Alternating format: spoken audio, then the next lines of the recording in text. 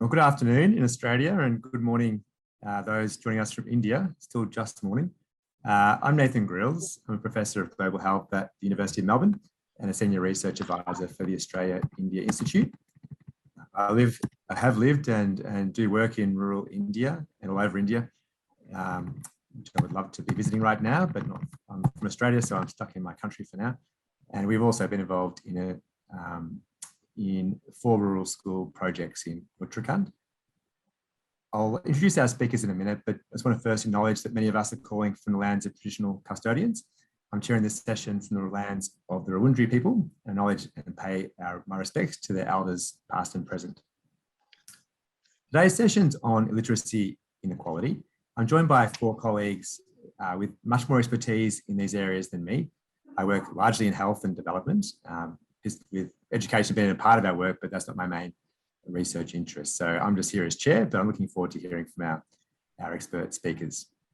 So we all know India's made some excellent strides towards increasing literacy over the last couple of decades, with some significant policy interventions as well. But the progress we know has been unequal, and it'll be interesting to see what happens with the new education plan program that's been rolled out.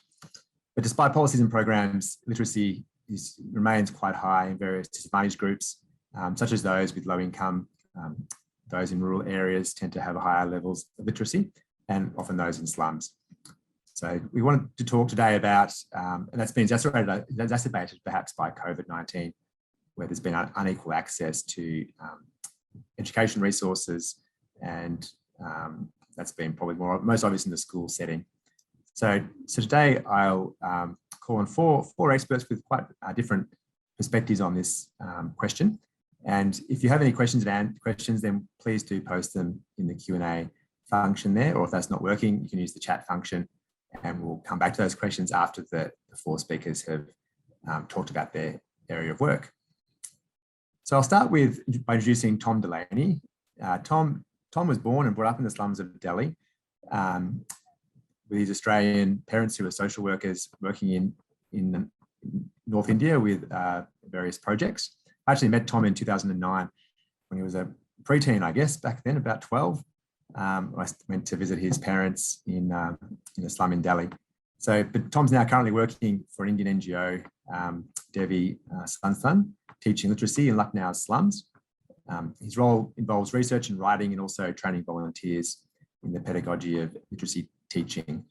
And he does barrack for India in the Olympics, he's just told us. I haven't asked him about the cricket yet, but I'm assuming he also barracks for the underdog. Tom's going to speak on the challenges faced by the urban poor communities in accessing quality education. He'll also speak about his work analysing the way that socio-demographic variables like gender, caste, geography, age impact literacy rates. These factors we know intersect and compound each other, meaning that some disadvantaged groups have intersectional disadvantage, and Tom will speak to that as well. Tom, over to you to hear from you, and then we'll hand over to the other speakers after that. And Tom is speaking, Tom has dropped off the call, I think. Tom is speaking from a hospital in rural India, so his reception may not be the best. I'll give him 1 second to come back, otherwise I might introduce Amanda and Joita and might hear from them first and come back to Tom. I think Simone will probably keep an eye out for Tom coming back into the waiting room. But in the meantime, I will introduce Amanda and Joita, and then we'll hear from them first and then come back to Tom, if that's okay. So Amanda is a senior research fellow in anthropology at the University of Melbourne. Her research explores the reproduction and contestation of inequalities in urban India, and she's published on topics ranging from access to quality schooling in Hyderabad to youth activism around gender issues in Delhi.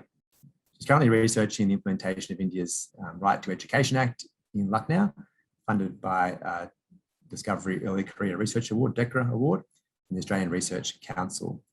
And I'll introduce her collaborator, Joita Day, who's an independent researcher with 7 years of work experience in the education and development space in India.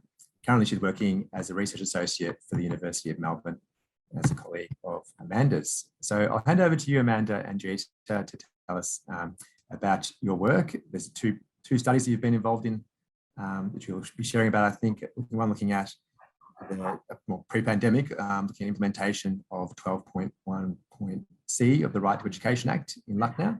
And the second area looking at the experiences of distance learning during the COVID pandemic over the last 12 to 18 months. So thank you. Great, thank you, Nathan. And I'm just going to share my screen and then George is going to start us off.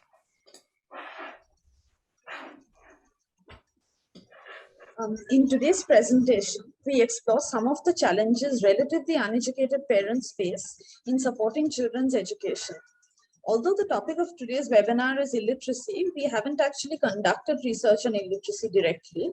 We've conducted research with low-income families, but their education levels varied, and many were literate. It is for this reason that we speak of the relatively uneducated parents rather than illiterate parents, and we'd be very grateful for any questions or comments that draw links between our research and the research on illiteracy. We draw on two studies in this presentation. The first was a pre-pandemic study of implementation of India's Right to Education Act of 2009. Our focus was on section 12(1)(c) of this act, which requires private schools to educate underprivileged students for free. One aim of this policy was to desegregate schools along socio-economic lines. It results in underprivileged students attending private schools, including elite private schools, and being educated alongside fee-paying students. Our section 12(1)(c) research involved interviews, classroom observation, and general hanging out, observing at 3 private English medium schools in Lucknow. We also interviewed policymakers, bureaucrats, activists, and development professionals who were involved in section 12(1)(c) in some way. The second study explored experiences of distance learning during the pandemic. As many of you know, most schools in India have been closed almost continuously since March last year. In collaboration with Nathan Grills and Rodocha, we investigated how teachers, parents, and students have adapted to new modes of learning. A team of India-based researchers conducted phone interviews with teachers and parents at 2 of our Lucknow schools, plus 2 additional private schools, one in Dehradun and one in rural Uttarakhand. And I should mention that Prerana Singh was one of those researchers conducting those phone interviews. So thanks, Prerana, for your excellent work on that project. Our key concern in this presentation is with something called deficit thinking. This is a way of thinking about something that blames the victim. In the context of educating the underprivileged, deficit thinking would entail blaming the underprivileged student or their family if the student is not doing well in school. There is a body of research that links parental illiteracy to poor educational performance in children. The illiterate parent is framed as unable to support homework and as having lower aspirations or placing a lower value on education. There is also a literature that is critical of this, and this literature discusses how education policy and research problematically tends to adopt this deficit narrative about poor parents.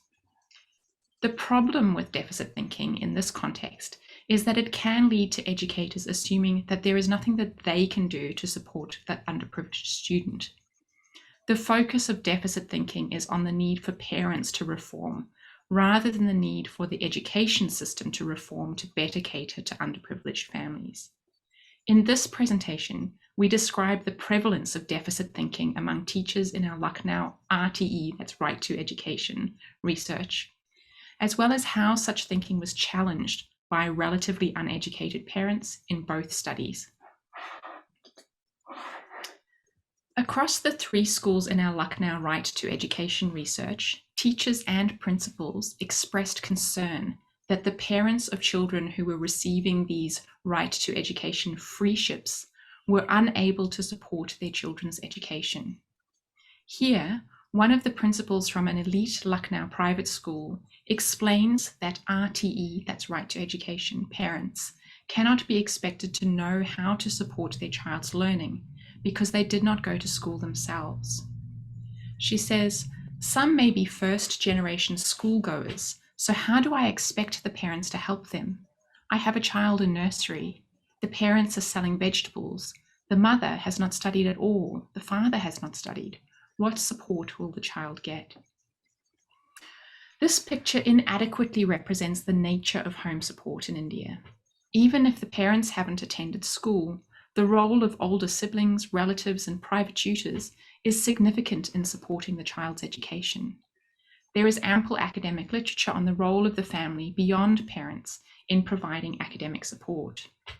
We saw several such instances. For example, in one family, a child's unmarried aunt was specifically tasked with attending to his schooling, as she was the only person in the family with a reasonable fluency in English, and the child had been sent to an English medium school. A teacher from the same elite school in Lucknow complained, open quotes, often I keep calling the parents to counsel them because they can't understand till that level, close quotes. This teacher went on to describe the difficulties she faces, explaining the significance of phonetics to RTE parents and their lack of appreciation for different learning activities. Open quotes.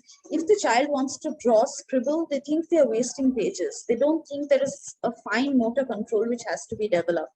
That depth they don't understand. Close quotes. Here we see the underprivileged parents' inability to support their children's learning framed not merely as a function of the parents' deficit in terms of schooling, but new understandings and new pedagogic processes. Many RTE parents we spoke to complained that the issue was that they had been taught differently. For example, an RTE family we interviewed complained about feeling alienated by new practices like phonetic teaching and struggling to find private tutors who learned these methods. This is a phenomenon that exists beyond India. For example, in a paper on illiteracy in the Global South, Valerie and Pedro quote a parent from Peru who says, "We were taught in one way and students today are taught in a different way, and we cannot help the children with their homework because we don't know what they're doing." This might point to the need to reconceptualize literacy as not merely the ability to read and write, but also familiarity and fluency around contemporary schooling processes. Aside from lacking understanding of how to support their child's learning, teachers and principals we spoke to in Lucknow portrayed RTE parents as ignorant of the value of education. For example, a principal at a mid-range private school felt that the frequent absence of RTE children was evidence of their parents' ignorance about the importance of education. She talked about this in an interview. Open quotes. If you are like taking 10 days off for somebody's wedding or somebody is not well in the family and the child is not coming to school, I said that it's not on, because if we are taking full responsibility of the academic work, there's a certain role which you also play in your child's life. Close quotes. She returned to this topic one day during fieldwork, saying that the school would do their utmost to ensure the children were learning, but it would require the support of the parents. She complained it gets very disheartening for teachers if parents do not ensure regular attendance or ignore exam schedules and take the child away to a relative's house after the teacher has put in so much effort in preparing the child for the test. At all three schools in Lucknow, principals complained that RTE parents did not value education, in part because they were not paying for it. However, we later got a very different perspective on RTE students' absences from a care worker, working class care worker in the same mid-range Lucknow school. She said, "I understand why they take leaves. Among our people, family weddings and funerals are important. We don't just go to eat at these occasions, we do the work as well. If we don't go and help out at these events, they won't help when we need them." The assumption that parents were failing to support their children's schooling because as illiterate parents they didn't value in education both prevented the schools from engaging with the parents' material struggles and undercut an impulse to transform themselves to ease these struggles. Furthermore, when we interviewed RTE parents, it was clear that they went to great lengths to support their children's education. Many had applied for an RTE seat for their child more than once and described an arduous process of getting the appropriate documentation. Some had become RTE activists, protesting outside schools that were failing to implement the RTE properly and encouraging other parents to apply. Like the issue of changing pedagogies, this notion that privileged families don't value education is underprivileged families don't value education is a global phenomenon. It is often described as a feature of a culture of poverty problematically associated with African American families in the US and white working class in the United Kingdom. Across the board, empirical research shows many marginalized families value education very highly. We now take a brief detour from the topic of deficit thinking to explore some of the nuances of the digital divide that were revealed by our pandemic project on distance learning. Our study found that low-income families often didn't have enough devices to go around. For example, one parent from a rural Uttarakhand school spoke of having to prioritize the needs of one child over another on the basis of urgency. On days one child had an exam, the other couldn't attend any classes. For many families at a mid-range private school in Lucknow, when the parents went out to work and took their phones with them, there was no device left in the home for their child's learning. Aside from the number of devices, infrastructure and quality of devices were key issues. Families at the rural Uttarakhand school had very limited access to both electricity and the internet. Across the schools in our study, low-income families often struggled with data allowances and storage space on their inexpensive smartphones. In sum, our research showed clearly that distance learning during the pandemic widened the gap between low-income and high-income families in terms of their ability to access quality education. We now want to highlight 2 points of connection with our Lucknow RTE research that enrich our understanding of the strategies of relatively uneducated parents.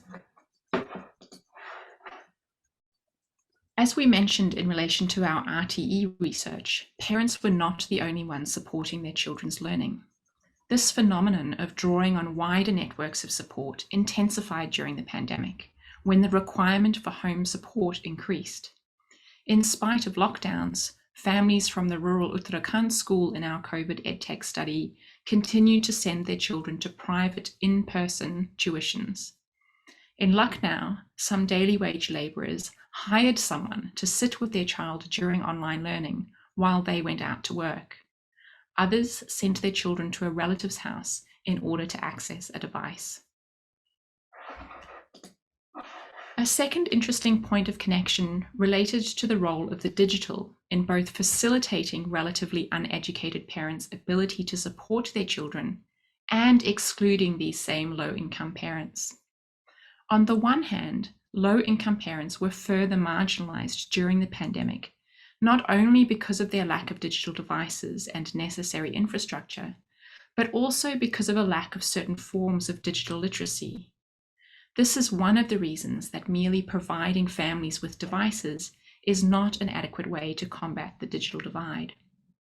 However, interestingly, across both studies, relatively uneducated parents also described several strategies they used to adapt to the expectations of the school, using Google and YouTube to translate English notices that they received from the schools, for example. In other words, they used forms of digital literacy to overcome some of the limitations of their textual literacy. So what do these two studies, neither of which was really about illiteracy, tell us about illiteracy? We hope to have convinced you of two things in this presentation. First, that stereotypes of illiterate parents as unable to support their children's learning and undervaluing education are forms of deficit thinking that, one, are inconsistent with the empirical reality of parents' sacrifice and inventiveness in supporting their children and the complex networks of support they grew on.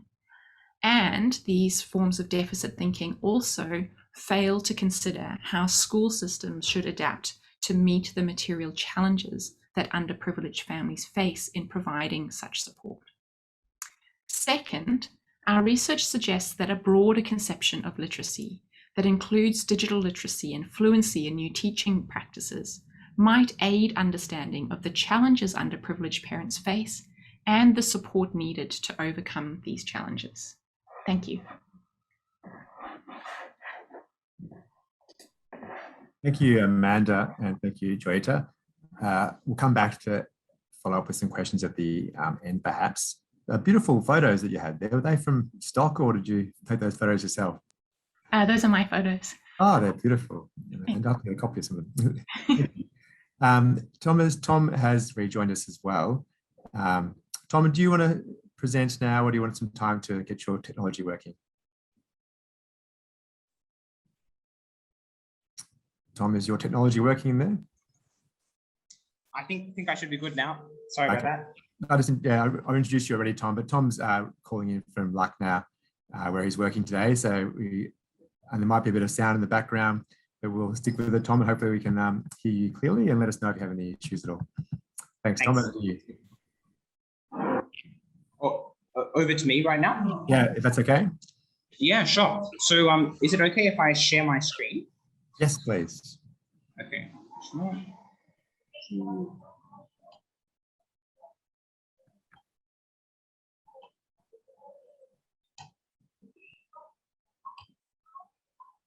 Okay, is that visible to everybody? Yep, that's great. Tom, you can start the presentation so we can see it. Okay, yeah.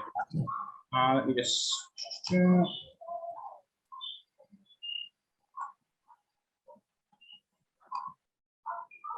Okay, yeah. So sorry about the technical difficulties, guys.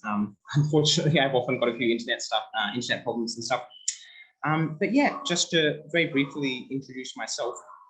I'm Tom, and I'm an Australian citizen, but my parents moved to India in '95. So I was actually born and brought up here. So that's me in the top right when I was a lot younger and cuter than I am now. And this is a more recent picture of me beneath. One of the unusual things about our family and the lifestyle I've chosen is that I've actually lived in a slum most of my life, lived in an urban poor community. So this presentation is primarily about literacy in urban poor communities. It's where I've spent most of my life, and I found it a fantastic experience, really enriching to have as neighbors and friends people who are really struggling with multiple dimensions of poverty. So yeah, for the last 4 years, one of my main focuses has been teaching literacy, actually Hindi literacy primarily, and also training others in how to teach literacy. So that's a little bit of my background. Just very briefly setting the picture of why literacy is important. Because certainly when I came to this field first time, I was kind of taking reading and writing for granted because we're all literate. We read and write every day, all the time, and I at least kind of take it for granted sometimes. But literacy really impacts a huge number of outcomes. So just a few examples here, as we've portrayed with an octopus diagram. So literacy impacts how people can access government services. So if you're not able to read and fill in a form, then it's pretty hard for you to access the various government rights that you have. It really impacts civic participation, how much you can engage in the politics of the day, impacts social equality. So the later part of this presentation will look specifically at the gender and caste and geographical inequalities of literacy. So often when these disadvantaged groups, marginalized groups become literate, that's one of the steps on the road to empowerment. So population growth rate, income, health, illiteracy is just one of those things that it impacts so many other crucial issues. So that's why it's a field that I'm really excited to be working in.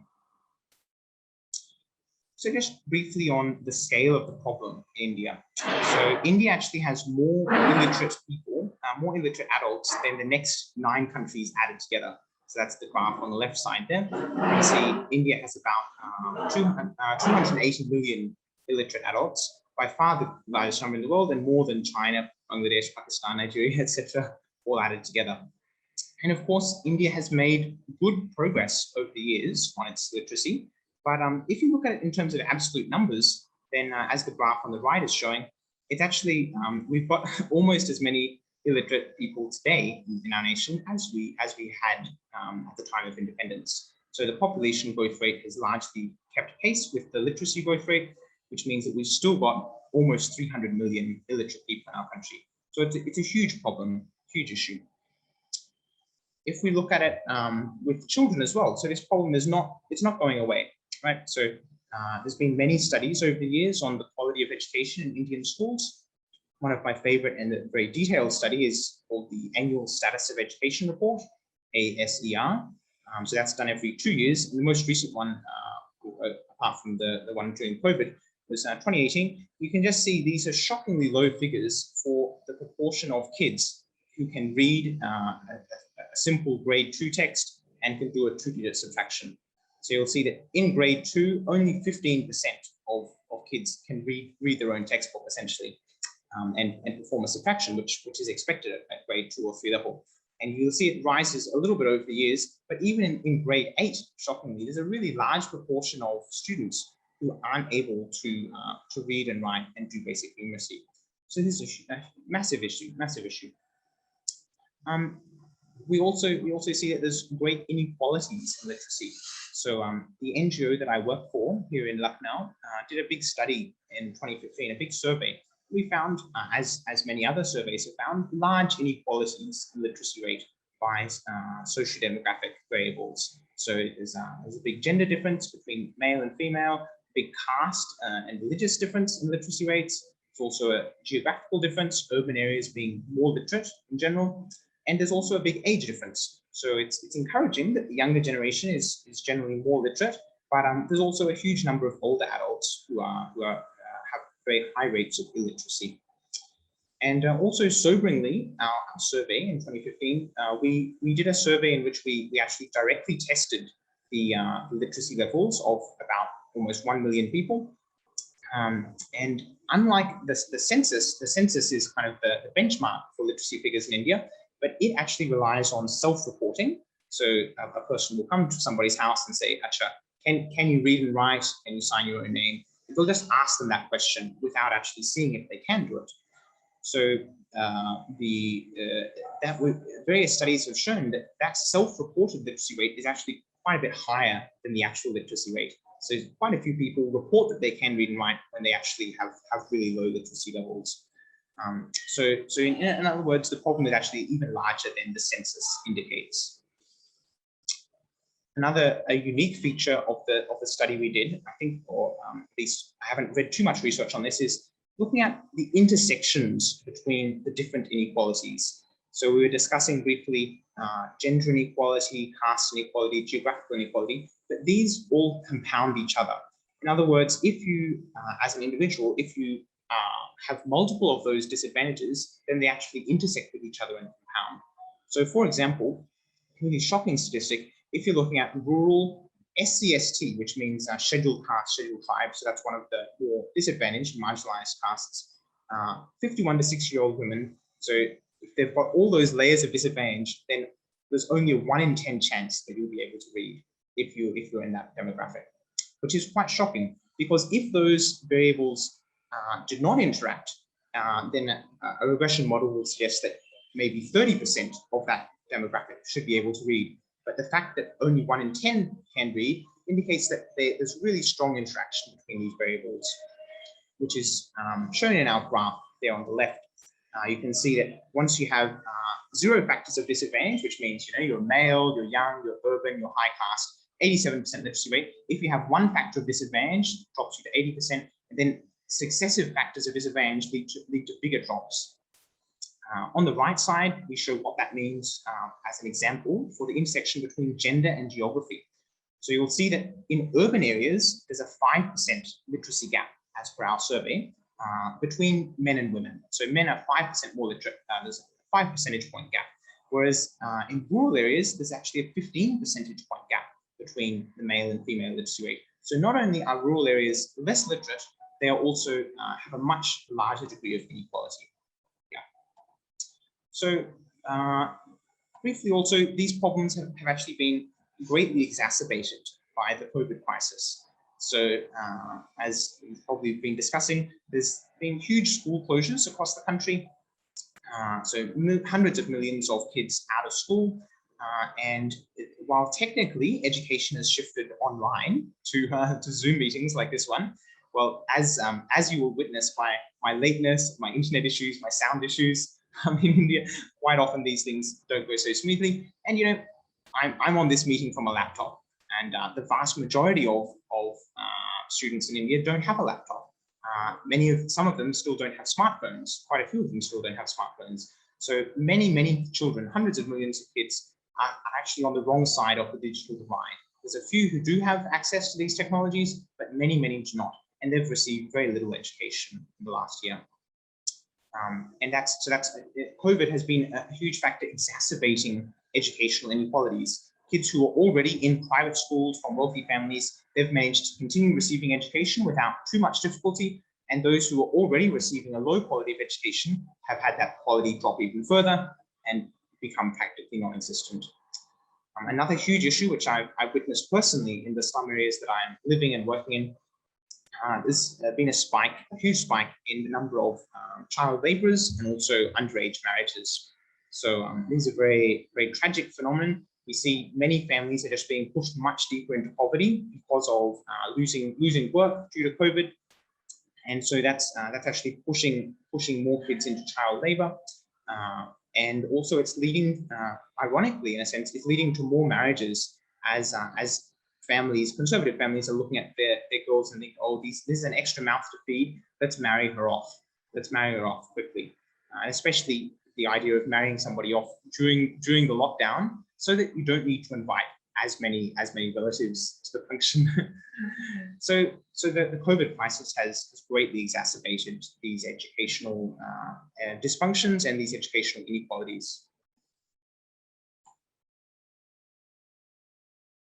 So just very briefly how we are responding. So I work for an Indian NGO called Global Dream, and we're really targeting teaching literacy and numeracy in a very different way. So the conventional approach in India, of course, is largely rote learning based, and just reciting the alphabet after the teacher, but that's quite an ineffective way of learning how to read and write. And that's why, as we've seen, so many kids are in school, but not able to, not learning how to read and write and do maths. So our pedagogy is very different. It's based on asking questions. So we'll show a picture and we'll say, what's this? In Hindi, of course, this is a badak, a duck. What's its first sound? Badak ki pehli awaaz is ba. Okay, very good. And what's this? Safeda, safeda ki pehli awaaz, sa. What's its first sound? And then what do they join together to make? Ba, sa. So we're asking questions of the learner. We're giving them time to think, and it's the learner who's at the center of the process, not the teacher. And once they get a few words this way, they can kind of get a grasp of the process and almost lead the learning themselves. They the teacher becomes less necessary. So this is our pedagogy, and our philosophy is we believe that literacy should be easy and fun to teach. We want to democratize literacy teaching. There's such a huge scale of the problem. 300 million people who can't read and write. So many millions of kids in school can't read and write. So this problem is not going to be solved by government alone. It's not going to be solved by teachers alone. We want the ordinary people of the country to come forward and volunteer to teach one person how to read and write. Our main campaign is called Each One Teach One. We found particularly students, many private school students and many government school students as well, who can read and write from older classes, are a really valuable resource. They really enjoy teaching. And so these are a few picks from some of our programs. We have a home-based program where we encourage kids over summer holidays to teach somebody. We have school-based programs where we encourage peer tutoring. And just to link this back to the issue of inequality in literacy rates, one beautiful part of this is we often see friendships forming between these literacy mentors and learners across social, economic, and religious divides. So as you can see in the photo on the right, these kids, the kids wearing the white shirts, they're going to quite an expensive, quite a nice private school. So they're from pretty privileged backgrounds, and the kids not in uniforms, they're from a nearby slum. And so it's really lovely to see friendships forming across these divides. And these kids would not otherwise interact with each other, except maybe as as a servant and a master. So it's really lovely to see them interacting in this different way. And I think that's the key to undermining inequalities and to forging a more equal India. So yeah, thank you so much. Appreciate your interest and looking forward to hearing your questions. We're also, my boss is Dr. Sunita Gandhi. She and I and a few colleagues have been writing a bit about some of the things I presented on. So we've got a forthcoming book, hopefully due to be published by the end of the year, called Eradicating Literacy Poverty, and also diving in a bit more deeper in the stats of our survey, The Inconvenient Truth of Illiteracy Inequality. That's going to also be coming out soon, hopefully, fingers crossed. So thank you so much, guys. Really enjoyed it. Thank you so much, Tom, and thank you. Yeah, it's great to hear your experience from really grassroots in the areas that are so often it's such a challenge to be able to get access to education. So thank you for those amazing insights. I'm sure a lot of us will have questions. I do, but I'll try and hold off on those. I did say my introduction of you before. I did visit you in a slum in Delhi back in 2009 or 10. I'm not sure if you remember that. Probably you don't remember. Vaguely. No. Back in my young and cute days. Tom had done most of education in the slum, but he did the Australian exam at the time for that year, whatever it was, and he still was at the top end of the class in the Australian exam. So I remember you being a very cluey kid. So thanks, Tom. And yeah, we look forward to having some questions. Nathan, I've just seen this nice question in from Care. Can I respond to that one? Yeah, do it now if you want to. That's fine. Yeah, Tom. Yeah. So Care's saying, excuse this naive question, but it's not a naive question. It's a very good question. Did your survey find that people regretted being illiterate? Did they have a sense of being deprived, or did they have a pragmatic view of wanting to work? So I think that's a really good question. It's actually quite a mix in my experience. So some people they'll see our approach and they'll be really excited. They'll be like, wow, this is fantastic. I really wanted to learn to read and write. Never had the opportunity. Never went to school as a kid, or I dropped out of school for whatever reason, and they're really excited. So they really they regret being illiterate, and they want to work hard to become literate. Some people you often see with adults, they have a slightly fatalistic sense. So by and large, the kids I teach, they're all excited. They want to become literate. Some adults, especially slightly older adults, once you get into the 40s and 50s, I found they're a little bit, can be fatalistic, or like, you know, the time has passed me by, and they're often very keen for their kids to be educated, but they're kind of like, oh, I probably can't learn to read and write at this age, and the time has passed me by. So I think it's a combination, a whole variety of responses. You do definitely get people who are just so ground down by the day-to-day struggles of poverty that it shortens their time horizons, and it means they're not wanting to make the long-term investment of 2 or 3 months that it takes to learn to read and write. But on the other hand, I would say the majority of people, they are quite interested, and they recognize the value of literacy. Yeah. Well, thank you, Tom, and we look forward to reading your EPW article. That will be fascinating. We'll come back and have some more questions at the end, hopefully, so please type the questions in the Q&A. Prerana Singh, I want to introduce Prerana, who's a friend of mine for a long time and also a native of Uttarakhand in North India. Prerana has studied a Master's in Public Health and Project Management, and has been working with community health and development projects now, such as Emmanuel Hospital Association, for the past 13 years. She currently coordinates a group of charitable schools under the Enabled project in North India. And Prerana's going to talk to us a bit about her experience in accessing education amongst those rural areas in North India, particularly with marginalised groups. She has a passion for mental health and families and women and children, and that's a lot of her development work has been based in that area. So Prerana, over to you, and we'll look forward to hearing your insights from Uttarakhand. Well, thank you, Nathan. Thank you for this opportunity. Hello, everyone. As already introduced, I am a native of Uttarakhand. And when it comes to a topic of illiteracy in Uttarakhand, I would say this is something that I've experienced all my life. And when I now work with schools, there are some challenges which have always been there, and they're still there. And we all need to work together to bridge that gap. And as my former colleagues, as my previous colleagues already presented, and they mentioned about there's this discernible gap between rural and urban education system, or whether education system in a slum or a high profile area. And I would like to share my experience of and I think you hit the with 4 charitable schools.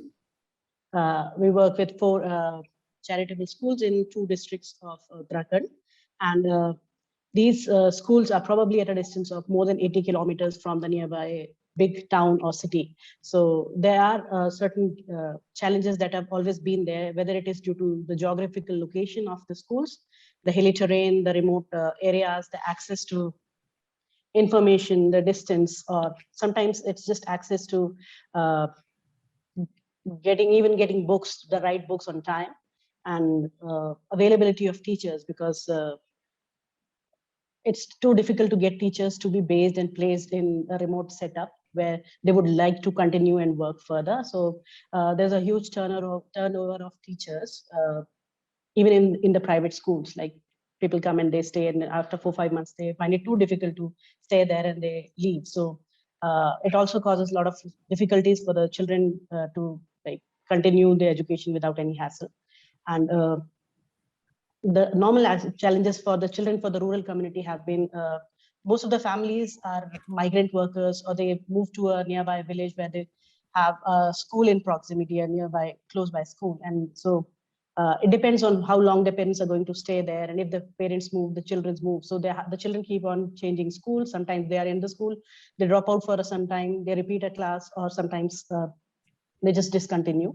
So poverty, again, is a challenge. The caste discrimination, and a very strong one, which like most of the things have been pointed out by Amanda and Joyita, but also by Tom, that what caste you belong to will also determine like how easy it is your access to education, and how privileged you are in terms of financial status, or if you're of a particular gender. If you're a boy, you have more chances of going to school, going for higher education compared to girls. And there are higher number of chances of girls who would drop out from school after finishing grade 8 or just entering high school. And the push of getting them married at the earliest is the same, I would say, not just Lucknow, but it's the same in the hilly areas also, where because it saves a lot of money, also a lot of other challenges of sending a girl to another school, to a far distant places, so looking for the safety, or in terms of saving money. And there's a trend of getting girls married as early as possible. And this challenge has been broadened, this like for the COVID crisis. During COVID crisis, the situation, this gap was widened, and it was in terms of access to digital devices. Or there are some schools where there was no internet or even electricity altogether in the village. So to get the schools and the students on a level where they could actually like continue with the online education, for the first wave of COVID, it was very difficult to even start the classes, because information was delayed. Like when the government announced that the schools have to move into online mode, that information itself reached quite late to the remote schools, and then conveying that information back to parents was a challenge. So it took, in some schools, it took a gap of more than 1 month or more than 2 months at times to get all the students connected and continue with the online education. So the challenges have been not just the devices, in terms of information, in terms of technical know-hows of online classrooms by the family and also by the teachers, because in our setup, it's not so easy to get a fast internet service where you can just Google things and you can learn on your own.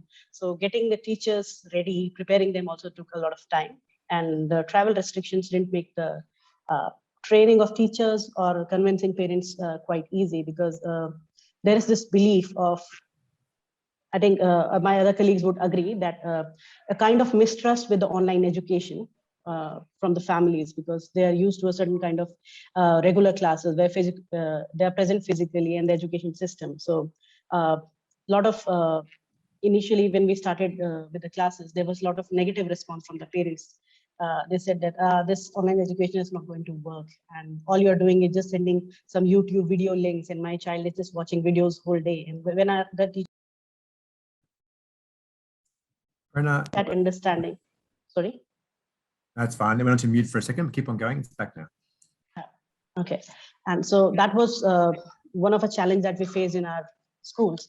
And in terms of access, like different variables, if you consider, we had children from a family, there are like 3 or 4 children in the school. So access to phone was definitely, like, this is our observation. We didn't do a research in our own schools, but the observation showed that if there's a girl child and a boy child, so the preference of was given more to the boy child, so that he could do the online classes or do more of his homework, and the girl child would be like allowed only when the boy child finishes, and if there is a assignment sent on WhatsApp. So the access to online classes on whether it was Zoom or sorry, my electricity just went off. So can I continue like this? Yes, that's fine. And my camera would be off. The access to regular classes was almost zero for girls in the families, and they could only see a recorded version if the session was recorded, or they could only access the assignments that were sent through WhatsApp. So they missed the chance of actually sitting in the classroom and learning from the teachers directly. And in terms of family support also, when we were talking of literacy earlier, everyone, like we were discussing, parents also had difficulty in supporting their child because sessions were in English. So access, like the support from parents was not possible if the notes were in English, that the child has to be helped by the parent.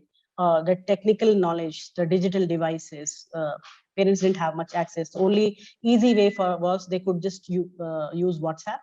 So we had to spend more time explaining and teaching parents also how to connect to, basically just teaching the basic steps of connecting to online setups, whether it was Zoom or even accessing the link of a YouTube video. Those things took a lot of time initially when we worked in the setup of the first wave. But with the second wave, because we kind of got used to it, so families were more prepared this time. And they were under pressure because we have cases of families where they bought an extra phone, or they had to borrow someone's phone, and they had to like sell something, an old scooter or cycle or something, to get access to a mobile phone. So a lot of financial pressures on the family, and getting all the children together at the same platform was difficult. So what were the steps that we took in order to help the students who were not being able to access the education? We provided hard copy assignments, like print out of whatever sessions were being taught. So the families who didn't have a phone or who didn't have proper internet connectivity, so that the parents could come once in a week and take a hard copy assignment back home. And using all the platforms, not just Zoom and Google Meet was too difficult in our area. So WhatsApp groups were the most used platforms, but we also had telephonic conversations. So the teachers had to follow up with the students and families who didn't have internet or who didn't have a smartphone. So at least with the regular phone, telling them how we can do things to make it better. And we also try to, on a rotation basis, provide 3 or 4 mobile smartphones. So families who really were interested and who wanted to, so they on a rotation basis for a week, they could use the phone, so that the child who was away from accessing the classes could have access only at least for a week. We know that it's not sufficient, but these were small steps that we tried. We tried different things to enable them to get to it. And also installing a Wi-Fi in the school or in a teacher's place who lived in the community, so that the children around that area could at least access internet from using the teacher's Wi-Fi.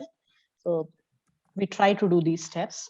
And when the lockdown restrictions were a bit easier, so then all we could do was have home visits, or the teachers living in the rural community would allow students in a group of 5 or 6 who could come in the evening or some other time, like as tuition, so that they could still learn what was being taught in the class. So we tried different things, and we're still trying, but we don't know how effective it is. We haven't surveyed or tried to study it, because we're trying to see how far we can make it easy for the students to access online classes right now.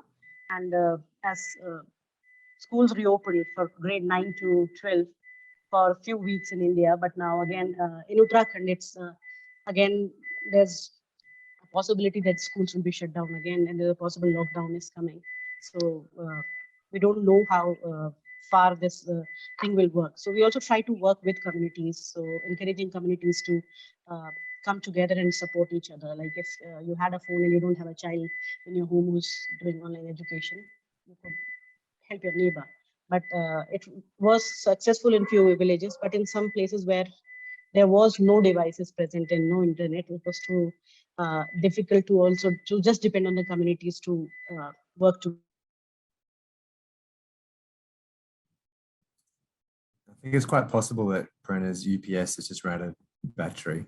That's a familiar sound that I miss, not being based in India, but I'm sure it's a sound many of us are used to. Prerana, are you there still?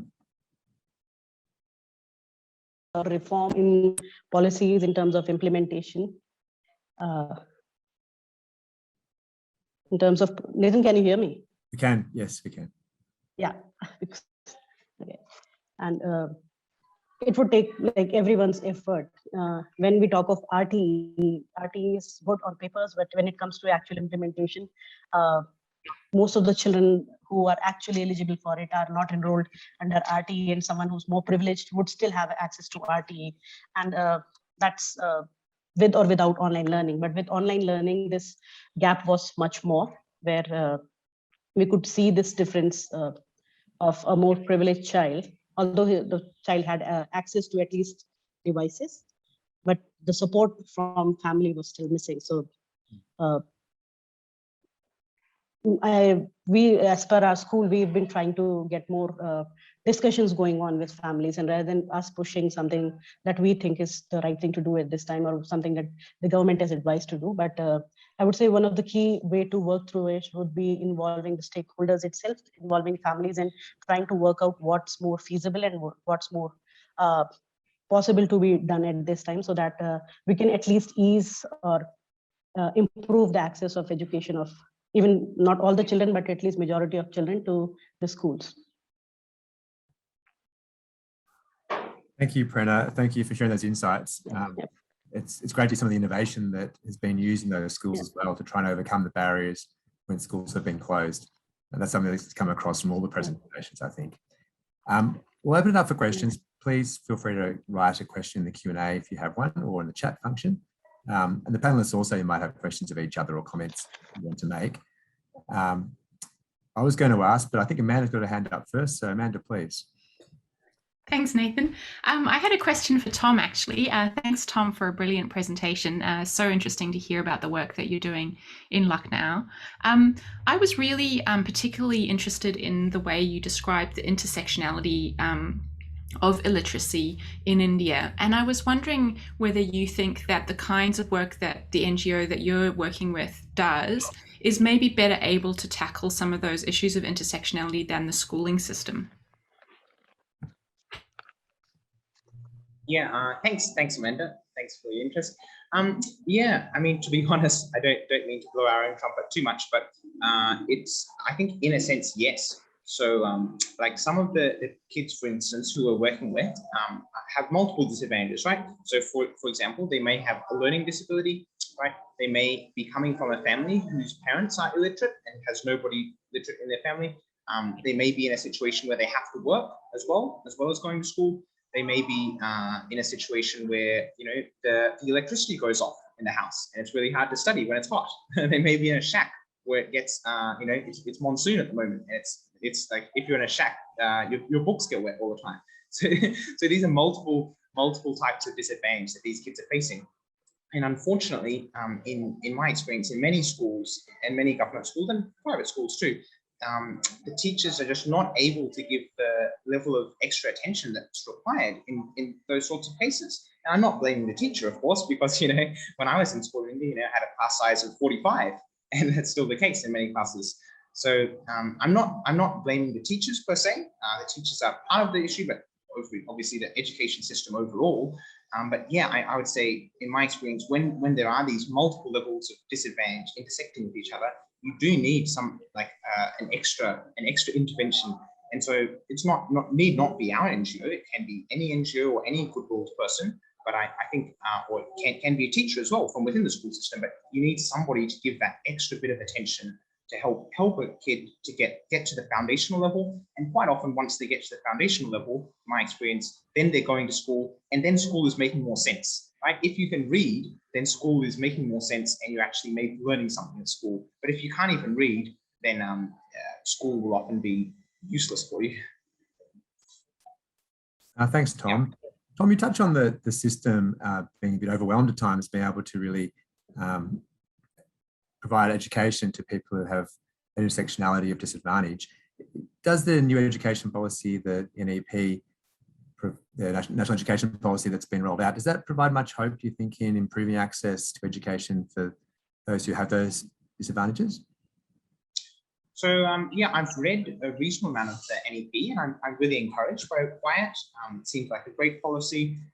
There's also a part of it, or a program being rolled out under it called Nipun Bharat, National Initiative for Proficiency in Reading and Understanding with Understanding Numeracy. I forget these acronyms, sorry. But yeah, so I'm really encouraged by these new policies coming up. I think they've got ambitious goals, right? So they're aiming for within 5 or 10 years, having all primary school students being able to read and write and do numeracy. So they've got great goals. They are setting out some great action points. So ways to revamp teacher training, ways to change the curriculum, so I think they're really encouraging. It's just a question of how well they'll be implemented, how well they'll be rolled out, and whether there's the political will to really make it a high priority. Yeah, but I mean the policy from what I've read is great. Thank you, Tom, and maybe Joyita and others might want to answer that question. Prerana, yes. Nathan, I would just like to add to the education policy and what Tom has said, that one of the positive signs that we see when we talk of inclusive education and getting children with disability into the mainstream. So there's a push, and there's been a conversation about getting sign language as one of the main subjects, one of the languages in the schools, and also reforming the teachers' training. So the teachers' training would also have a part of sign language and special section on disability. So I would say at least it would open the mindset of that what extra attention a teacher needs to give to a child, and also build more inclusive environment in the school itself for a person with disability. So. Yeah. Thanks, Prerana. We are at the hour. If you have any further questions you want to follow up with the speakers, then please be in touch with AII and we can get you in touch with any of the speakers. And I think Tom's also shared his email address on the presentation as well. So feel free to be in touch. It's been a really fascinating discussion and conversation, and from all different perspectives, I think. And it's great the technology has actually lasted since we have, I think Joyita's from Calcutta, and we've got Amanda and myself in Melbourne in lockdown, and Prerana's in Uttarakhand of rural India, and Tom's in Lucknow. So it's been great that we've been able to have those perspectives in different parts of the world, different parts of India. So yes, I'm sure everyone will join me in thanking you all for contributing your time. I look forward to the ongoing conversation and seeing some of your publications in literature, and also in the Economic Political Weekly for Tom's presentation or publication as well. Thank you very much, and we'll say goodbye to everybody. Thanks, Nathan. Thank you, everybody. All the best.